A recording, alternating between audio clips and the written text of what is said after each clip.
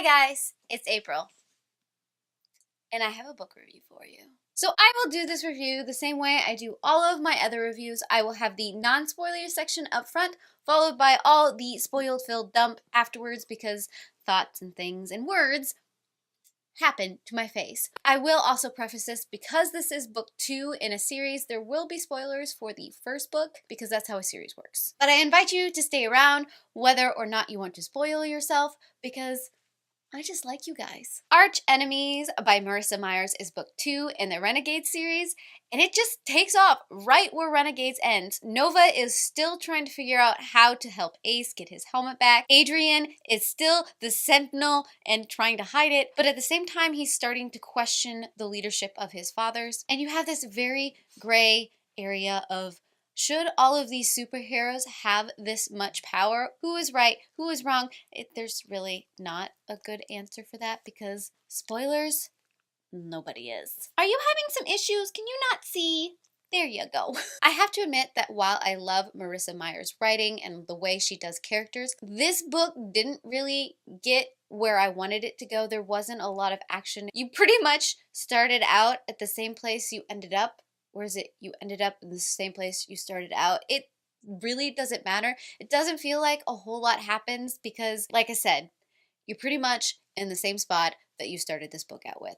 Granted, there are a few minor things that have switched around. Basically, this book is a lot of character buildup, which is okay, but I think it suffered a little bit from middle book syndrome. There was a lot of parts that just kind of slagged off a little bit, and I lost interest, and then I'd come back. I just wanted to see where all of this was going to end up because it is such an ambiguous world. There is no good guy and bad guy, even though people want to claim to be good or bad. It's just not a thing. But I have to say, by the time we got to the end, the last 10th of the book is what really did it for me because that's when things really started happening. I became really invested in this story, and I need to know what the third book will bring because I need to know the conclusion of this. I don't know if it needed to be as big as it was. I don't know. I struggled. I liked it, but there was just a lot of slowness. Just a lot. Maybe because there was just a lot of back building and this new element that was woven into the story that is going to play a major part, I'm sure, in book 3. It played a major part in the finale of this book, so I'm pretty sure come book 3, it's going to explode in a way that's going to be very uncomfortable. Very. With all that being said, it's still Marissa Meyer's signature writing, signature world building. I really did enjoy it. There was just a few minor points in there that I'm like, can we move it? Can we move it? I really want to move it. Can we move it now? So I do recommend picking this up, basically because, you know, who knows how book 3 is going to epically change the world or not. Yes, pick it up. So this is the point in my review where I say, if you don't want to spoil yourselves, now would be the time to leave and then come back once you've read the book because words, lots of words. The biggest thing for me, picking up Archenemies, right after picking up The Reckoners by Brandon Sanderson, I think that was my biggest downfall because Brandon Sanderson is literally doing much the same thing in the Reckoner series as Marissa Meyer is doing in the Renegade series.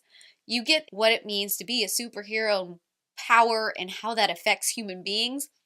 And I think, for me, right now, Brandon Sanderson does it a little bit better. Maybe it's because of the humor that Brandon Sanderson can bring to his writing. I love the character of David and just what he brings to the whole superhero arc. Marissa Meyer is doing some stuff. I will give it to her. She is playing in what it means to be evil, what it means to be good, and there is a lot of plot going on. Right now, it just feels a little bit all over the place, but no place all at the same time. Does anybody else kind of feel that way with this middle book? I don't know. Maybe. I might be overanalyzing, but like I said, you started out in a place where Nova is like, I need to do all of these things. I can't let them know who I am. And Adrian is like, I need to do all these things. I can't let them know who I am. And you pretty much ended in that place too, but you know it is going to change very rapidly.